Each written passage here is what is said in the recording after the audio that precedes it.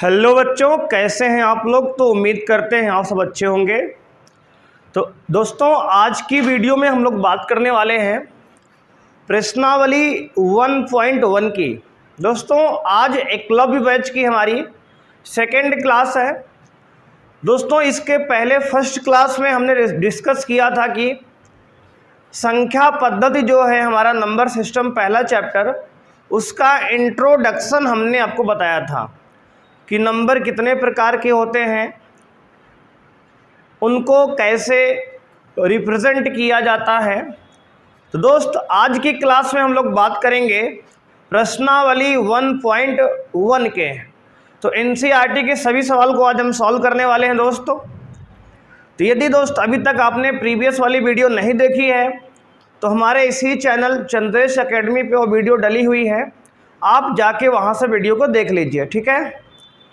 तो और दोस्त, यदि आपने अभी तक चैनल को सब्सक्राइब नहीं किया है तो सब्सक्राइब कर लीजिए, बेल आइकन को प्रेस कर दीजिए, जिससे आपको आने वाली लेटेस्ट वीडियो का नोटिफिकेशन मिल सके। तो दोस्त, एक बार आपको और बता दें हम कि यहाँ पर हम अपने चैनल पर class 9th 10th 11th 12th सभी प्रकार के विद्यार्थियों के लिए नया बैच लॉन्च किए हैं। तो क्लास 9th और 10th के लिए एकलव्य बैच है और 11th और 12th के लिए संकल्प बैच है दोस्तों। तो यदि आपके घर में आपसे भाई बहन छोटे या बड़े हैं तो उनको आप बता सकते हैं। तो दोस्त, आइए स्टार्ट करते हैं। क्वेश्चन नंबर फर्स्ट, प्रश्नावली 1.1। तो हेडिंग लगाएंगे आप प्रश्नावली 1.1। प्रश्नावली 1.1। तो पहला क्वेश्चन देखेंगे दोस्त, कह रहा है क्या शून्य एक परिमेय संख्या है। तो क्वेश्चन पहला हमारा है प्रश्न, क्या शून्य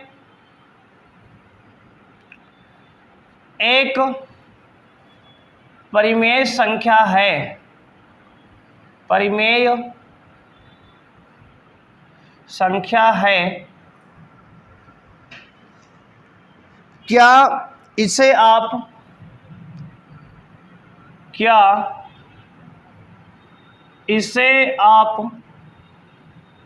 P/Q के रूप में लिख सकते हैं।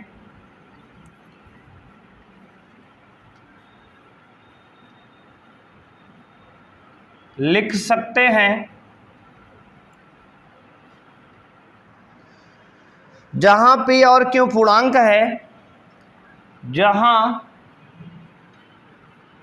P और Q पूर्णांक है और आपका Q 0 के बराबर नहीं है। ये आपका प्रश्न है दोस्तों। तो आइए देखते हैं। सबसे पहला काम है, उसने कहा क्या शून्य एक परिमेय संख्या है। तो इस प्रश्न का जवाब आपके पास ऑलरेडी है यदि आपने हमारी इंट्रोडक्शन वाली वीडियो देखी है, जिसमें हमने बताया आपको है कि वह संख्या जिसको हम P/Q के रूप में लिख सकते हैं वह सभी संख्याएं परिमेय संख्याएं कहलाती हैं, जिसमें 0 भी एक परिमेय संख्या है, क्योंकि 0 को हम 0/1 के रूप में लिख सकते हैं, जहां पर 1 यानी कि Q 0 नहीं है, 1 है, ठीक है। तो सबसे पहला जवाब क्या देंगे आप। तो आपका हल होगा, आंसर इसमें लिखेंगे आप हाँ शून्य एक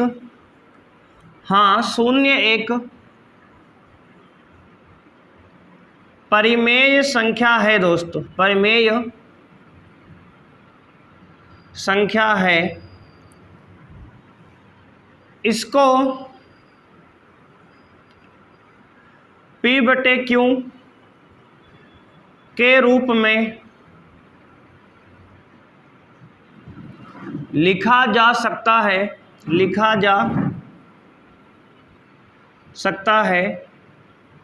दोस्तों, शून्य क्या है, एक परिमेय संख्या है और इसको P/Q के रूप में लिखा जा सकता है। अब देखो लिख के हम दिखाते हैं। जैसे शून्य को आप लिख दो 0/1। तो अब देखो P का वैल्यू आपका क्या है, तो आप कहेंगे सर p तो यहाँ 0 है और q यहाँ क्या है 1 है। देखो उसने कहा है q 0 ना होना, परिमेय संख्या की परिभाषा में q 0 ना हो, नीचे वाला 0 ना हो, लेकिन ऊपर वाला 0 हो सकता है ना बेटा, इसलिए इसको हम 0/1 के रूप में लिख सकते हैं। देखो इस तरह से लिखेंगे, ठीक है। तो आपको क्या समझ में आया कि हाँ परिमेय संख्या होता है 0, ठीक है। 0 को हम परिमेय संख्या के रूप में p/q के रूप में लिख भी सकते हैं, कैसे 0/1 लिख सकते हैं, ठीक है। जहाँ p की वैल्यू 0 है, q की वैल्यू 1 है। उसमें डिफिनीशन में कंडीशन है p के ऊपर, p 0 हो सकता है लेकिन q 0 नहीं हो सकता, तो q हमारा 0 कहाँ पे है, सही है ना। तो इसको अच्छे से आप नोट कर लीजिए। उम्मीद है कि आपको सवाल समझ में आया होगा पहला वाला, ठीक है ना। तो आइए बढ़ते हैं क्वेश्चन नंबर 2 पर। उसके पहले आप वीडियो का स्क्रीनशॉट ले सकते हैं, चाहे इसको वीडियो को पॉज करके अच्छे से बेटा आप नोट्स बनाइए, है ना। नोट्स तो बहुत जरूरी है बनाना आपको। तो आइए दोस्तों देखते हैं क्वेश्चन नंबर 2 स्क्रीन पे आपके आ चुका है, आप देख सकते हैं। कह रहा 3 और 4 के बीच में 6 परिमेय संख्याएं ज्ञात कीजिए। दोस्तों 3 और 4 के बीच में 6 परिमेय संख्याएं ज्ञात कीजिए। देखो बेटा परिमेय संख्याएं निकालने कई सारे मेथड हैं। पहला मेथड है कि आप 3 और 4 को जोड़कर 2 से भाग कर दीजिए। अगर किसी भी दो संख्या के बीच में परिमेय संख्या निकालना है आपको, तो दोनों संख्याओं को जोड़कर 2 से भाग कर दो, यानी कि माध्य निकाल लो। पहला मेथड जो आप क्लास 6, 7, 8 में पढ़े होंगे। दूसरा मेथड ये है बेटा कि जितनी संख्याएं निकालनी हैं उसमें 1 ऐड कर दो और उतने से मल्टीप्लाई डिवाइड कर दो, उसके बाद उसमें गैप क्रिएट कर लो, ठीक है ना। तो इस तरह थोड़ा कम समझ में आएगा आपको, तो हम लिख के आपको बताते हैं। पहले देखो ध्यान से बेटा समझना। जैसे मान लो आपके पास ये 3 है और ये 4 है, इसके बीच में बेटा कितने नंबर लिखने हैं, 6 नंबर ना। इसके बीच में 6 परिमेय संख्या लिखनी है, तो आप क्या करिए 6 लिखनी है ना, तो 6 + 1 कितना होता है बेटा, 7 होता है। तो 7 से गुणा भाग यहाँ कर लो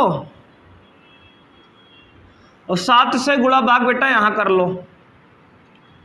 7 से क्यों किए सर, देखो इसका बेटा साफ साफ रीजन है, कोई रॉकेट साइंस यहाँ नहीं है, बिल्कुल आसान गणित है। गणित क्या है, जितने नंबर आपको निकालने हैं उसमें एक बढ़ाकर गुणा भाग कर लो, बस आसानी से, बहुत ही आसान भाषा में। 6 नंबर निकालने हैं तो 6 1 7 से गुणा भाग कर लो। इस बात को बेटा आप हिंदी में अपने नोट्स में लिखेंगे कि जितने नंबर निकालने हैं उसमें एक बढ़ाकर गुणा भाग किया जाता है। नहीं तो आप अगर वीडियो देख रहे हैं आज, तो 3-4 महीने बाद हो सकता है आप भूल जाएं इसको, कॉपी पलटे तो मास्टर 6 से गुणा पूछा है, 7 से क्यों करा दिया इसमें। तो ये बात ना हो तो इसको आप कॉपी में अच्छे से नोट कर लेंगे, ठीक है। इस बात को अपने हिंदी कॉपी में, हिंदी या इंग्लिश जिस लैंग्वेज में आपको समझ में आए अच्छे से आप नोट कर लीजिए, ठीक है बेटा। आइए बढ़ते हैं आगे। अब देखिए 3 सते कितना होता है बेटा, 21 होता है, अपॉन 7 लिखा है। इधर देखो 4 7 यानी 7 चौके 28/7 हो जाएगा ये। अब देखो यार 21 और 28 इसके बीच में गैप हो गया 6 नंबर का ना। अब तो यही गैप बनाने की हम बात आपसे कर रहे थे। अब देखो 21/7 के बाद क्या आता है बेटा, तो कहोगे आप 22/7 आता है सर, उसके बाद 23/7 आता है, फिर 24/7 आता है, फिर 25/7 आता है, फिर 26/7 आता है, फिर 27/7 आता है, ठीक है ना। देखो बन गया ना। देखो ये 6 नंबर आपके पास बेटा हो गए होंगे, हो गए ना 6 नंबर ये, और यही क्या है आपके आंसर है मित्र, ठीक है ना। कितना आसान सवाल है। तो आपको करना कुछ नहीं है, सीधी सी बात है, जितने नंबर आपसे पूछेगा बीच में परिमेय संख्या लिखने को, उसमें एक बढ़ाकर मल्टीप्लाई डिवाइड गुणा भाग कर लेंगे ऊपर नीचे अंश और हर में, और उसके बाद गैप क्रिएट हो जाएगा। ये देखो अंतराल बीच में बन जाएगा, फिर उतने नंबर आराम से हम लिख देंगे इसमें, ठीक है। क्लियर बेटा, 100% क्लियर है, बिल्कुल। तो आगे इसको एक बार अच्छे से आप नोट कर लीजिए, फिर हम लोग क्वेश्चन नंबर 3 की ओर बढ़ेंगे, ठीक है ना। ठीक है बेटा, नोट कर लो। तो आइए देखते हैं बेटा क्वेश्चन नंबर 3 आपके सामने है। देखो उसने कहा है 3/5 और 4/5 के बीच 5 परिमेय संख्याएं ज्ञात कीजिए बेटा। फिर से वही सवाल आ गया आपके पास। तो अगेन आपके पास वही तरीका है, जितनी परिमेय संख्याएं पूछ रहा है उसमें एक बढ़ाकर उतने से गुणा भाग कर लो नीचे ऊपर, है ना। उसके बाद गैप आपका क्रिएट हो जाएगा। जैसे यहाँ पर देखो 3/5 और 4/5 गैप नहीं दिख रहा है ना अभी, तो सबसे पहले गैप बना लो आप। तो कहोगे सर यहाँ 5 संख्या निकालनी है तो 6 से गुणा भाग किया जाएगा। बिल्कुल सही आप सोच रहे हो, 100% आप सही सोच रहे हो। तो क्या करेंगे, सबसे पहले बेटा क्या करेंगे, 3/5 और 4/5 में हम 6 से गुणा भाग कर लेंगे अंश और हर में। ऐसा क्यों किए सर, तो फिर से वही रीजन है कि 5 संख्याएं निकालना है तो एक बढ़ाकर 6 से गुणा भाग करेंगे, है ना। अब देखो कितना हो जाएगा बेटा, ये 6 18/56 30 हो जाएगा। तो 18/30 ये हो गया, ये तो 18/30 हो गया। इधर देखो आप, तो 6 चौके 24/56 30 हो गया, तो 24/30 हो गया ये। अब देखो आप, तो इसके बीच 5 नंबर गैप बन चुका होगा, आप देख सकते हैं। आप 18 5 24 हो जाएगा, ठीक है ना, गैप बन गया ना बेटा। अब क्या करोगे आप, देखो 18/30 के बाद क्या होगा, 19/30, 20/30, 21/30, 22/30, 23/30, ठीक है ना। ये 5 संख्याएं बेटा आपके हो गए, ठीक है। तो ये 5 संख्याएं आपने लिख दिया, तो आपका ये आंसर हो गया कितना, ये वाला आंसर हो गया कि 19/30 से लेकर 23/30 तक 5 संख्याएं आपने लिख दिया। ये मेथड एक आपको जो बताया गया दोनों सवालों में, एक मेथड तो आपके पास ये है बेटा, और एक मेथड और भी होता है इसको सॉल्व करने का। अगर आप ऐसे नहीं जाना चाहते तो कैसे करेंगे आप, देखो जैसे मान लो 3/5 को भाग करो आप, कितना आएगा, तो देखो आप यहाँ भाग करके आपको दिखा रहे हैं हम।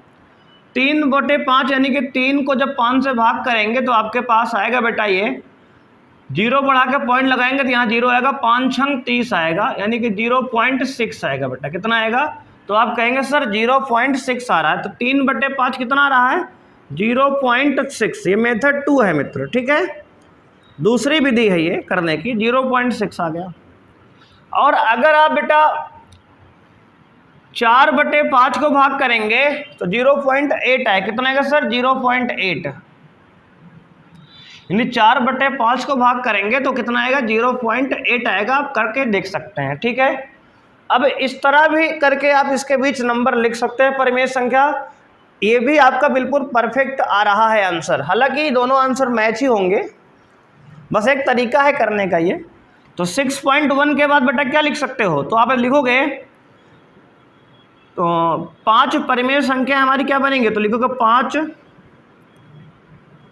परिमेय संख्या हमारी बनेगी, लिखोगे आप 0.6 के बाद देखो 0.61, 0.62, है ना। देखो 0.6 के बाद क्या, 0.6 को 0.60 भी लिख सकते हो आप चाहो तो ना, पॉइंट के बाद 0 कोई वैल्यू थोड़ी होती है यार।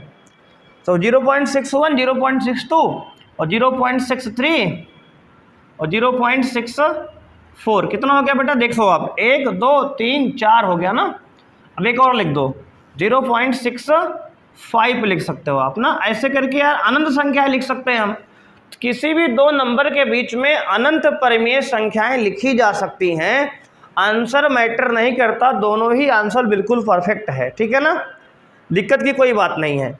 अगर आपको कोई भी समस्या आ रही है कि आंसर सर आपका मैच नहीं कर रहा किताब से पीछे से, तो आप बेटा समझो ऐसे बिल्कुल देसी भाषा में, जैसे आपसे कहें बेटा हम कि आप बताओ कि 1 और 10 के बीच में, 1 और 10 के बीच में कितने दो संख्याएं बताओ बेटा, कोई भी 1 और 10 क्या दोनों परिमेय संख्या है, 1 और 10 के बीच में कोई भी दो परिमेय संख्या बेटा बताओ आप। तो आप कहोगे सर 2 है और 3 है। मान लो आपने कहा 2 है और 3 है, तो बिल्कुल सही है यार, कोई दिक्कत की बात ही नहीं है। अब मान लो आपसे ना पूछ के आपसे पड़ोसन से पूछ लें बेटा कितना आंसर होगा, 1 और 10 के बीच में दो परिमेय संख्या आप बताओ, तो वो कहेगी सर ऐसा है ना 4 और 5 है, 4 और 5 है। तो आप बताओ क्या आपका आंसर गलत है, को नहीं, बिल्कुल सही है। क्या उसका आंसर गलत है? नहीं, बिल्कुल सही है, दोनों का आंसर सही है। तो इसका मतलब बेटा किसी भी नंबर के बीच में, किसी भी दो नंबर के बीच में अनंत परिमेय संख्याएं लिखी जा सकती हैं। आप उसमें से कुछ ही बताना है आपको ना, पूरा तो बताना है नहीं है कि नहीं बेटा? पूरा तो बताना है नहीं, इसलिए क्या है कि हमने कुछ नंबर बता दिए हैं और कुछ नंबर छूट गए हैं। तो कोई भी 5 उसने कहा है बताओ, तो हमने 5 बता दिए, है कि नहीं? तो इसलिए दोनों आंसर बिल्कुल परफेक्ट है, आप अच्छे से नोट कर लीजिए, ठीक है ना। तो आगे बढ़ते हैं क्वेश्चन नंबर 4 की तरफ। तो एक बार अच्छे से नोट कर लो बेटा। तो आइए बेटा देखते हैं क्वेश्चन नंबर 4 बोर्ड पे आ चुका है, आप देख सकते हैं। उसने कहा नीचे दिए गए कथन सत्य हैं या असत्य, कारण के साथ अपने उत्तर दीजिए बेटा, ठीक है। पार्ट फर्स्ट है आपका, प्रत्येक प्राकृतिक संख्या एक पूर्ण संख्या होती है। करेंगे प्रत्येक प्राकृतिक संख्या जो होती है एक पूर्ण संख्या होती है। तो आप कहेंगे बिल्कुल सत्य है, क्योंकि पूर्ण संख्या के अंदर ही तो प्राकृतिक है ना। देखो बेटा, प्राकृतिक संख्या क्या होती है? जो काउंटिंग नंबर होते हैं, गिनती वाली संख्याएं है ना। आपको हमने इंट्रोडक्शन में बताया हुआ है पहली वीडियो में ना, इसके पहले वाली में, कि जो प्राकृतिक संख्या होती है जिसको आप गिना जा सकता है। जिससे आपसे कह दें कि आपके कक्षा में कितने विद्यार्थी हैं बेटा, आप गिन के बताओ, तो गिनती आप 1 से शुरू करोगे ना, 1 2 3 4 5 ऐसे गिनोगे। तो प्राकृतिक संख्या जो है 1 से स्टार्ट होती है और आगे चलती है। ऐसा तो आप करोगे नहीं कि 0 -1 गिनोगे, है ना। तो प्राकृतिक संख्या 1 से शुरू होती है, और पूर्ण संख्या जो होती है, अगर प्राकृतिक संख्या में 0 जोड़ दिया जाए, मतलब 0 को गिन लिया जाए, तो पूर्ण संख्या हो जाती है, ठीक है। तो उसने कहा है कि प्राकृतिक संख्या जो है पूर्ण संख्या होती है। बिल्कुल सत्य है बेटा, क्या है? बिल्कुल सत्य है। तो कहोगे आंसर क्या होगा? सत्य है। तो पहला आंसर क्या हो गया बेटा? सत्य है, ठीक है। इसका कारण क्या दोगे आप? तो बताओगे आप कि प्रत्येक प्राकृतिक संख्या जो है पूर्ण संख्या के अंतर्गत आती है ना, ठीक है। आइए देखते हैं अगला वाला। उसने कहा प्रत्येक पूर्णांक एक पूर्ण संख्या होती है। प्रत्येक पूर्णांक, बेटा देखो पूर्णांक माने इंटीजर होता है। इंटीजर क्या होते हैं बेटा? तो आपको हमने बताया था कि पूर्णांक जो होते हैं, जैसे -1 -2 -3 -4 -5 माइनस इन्फिनिटी तक जाएगा, तो उधर 0 +1 +2 +3 +4 +5 प्लस इन्फिनिटी तक जाएगा। ये पूरा होता है पूर्णांक बेटा। उसने कहा ये जो पूर्णांक होता है एक पूर्ण संख्या होती है, तो ये उसने गलत कह दिया है ना, क्योंकि पूर्ण संख्या बेटा कहाँ से होती है? 0 से आगे शुरू होती है, 0 1 2 3 4 5 6 है ना, अभी बताया आपको पीछे हमने। और पूर्णांक जो है नेगेटिव पॉजिटिव सब होता है। तो कहोगे ये क्या है? असत्य है बेटा। क्या है ये? तो आप कहोगे सर ये असत्य है। बिल्कुल असत्य है, ये असत्य है। इसका कारण क्या दोगे बेटा? कारण लिखोगे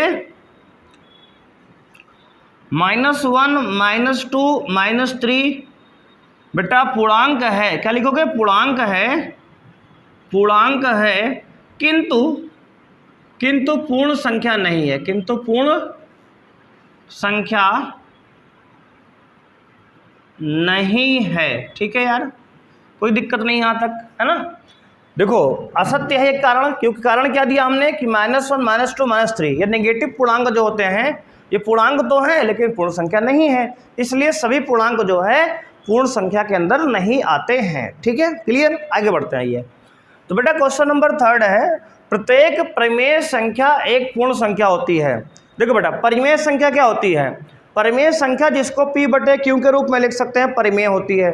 और पूर्ण संख्या बेटा क्या होती है? 0 1 2 3 4 5 6 7 8 9 10।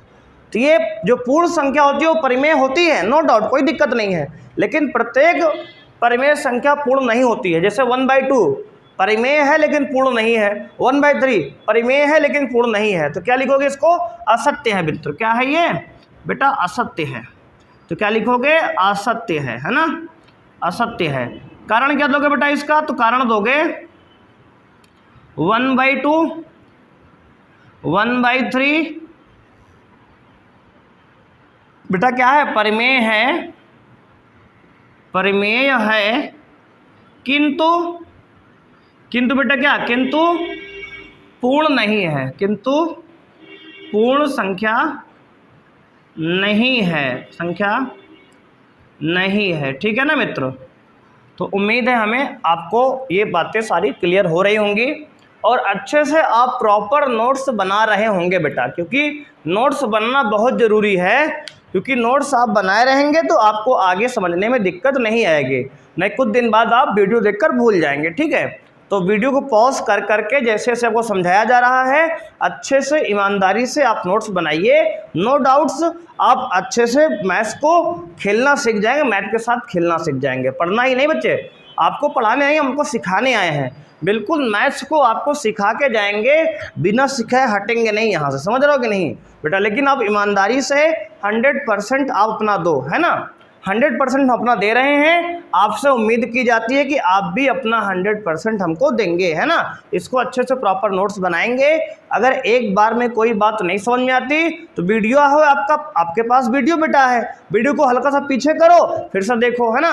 कोई बात दिक्कत है फिर सुन लो एक बार, है कि नहीं, कोई समस्या की बात नहीं है। ठीक है बेटा, तो ये हमारा एक्सरसाइज बेटा प्रश्नावली 1.1 समाप्त हो गया।